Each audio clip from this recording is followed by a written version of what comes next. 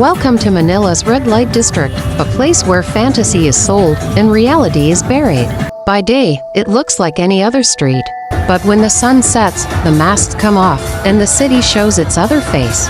In places like Ermita, Malate, and Burgos and Makati, the red lights flicker on, and the night begins. Outside the bars, young women stand in tight dresses and fake smiles. Some are barely 18, others are single mothers, college dropouts, or daughters who've run out of options. They're called GROs, guest relation officers, but everyone knows what that really means. To the tourists, it's fun. To the city, it's income. And to the girls, it's survival. For as little as $40 a night, some are forced to do things they never imagined. Behind closed doors, desperation often wears lipstick.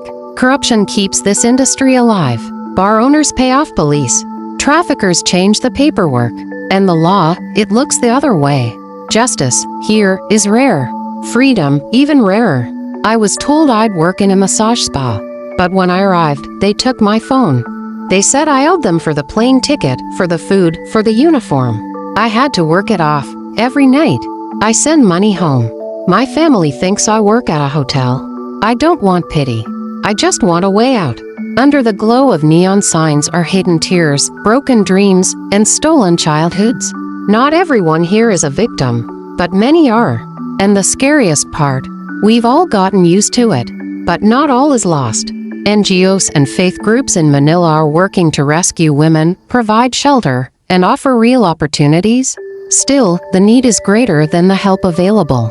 So next time someone mentions the nightlife in Manila, remember, behind the fun is a hidden world of exploitation, poverty, and pain. Not all lights that shine are beautiful. Some are warnings. If this story opened your eyes, like, share, and subscribe. Comment below. What do you think needs to change? This isn't just a Filipino issue. It's a human one.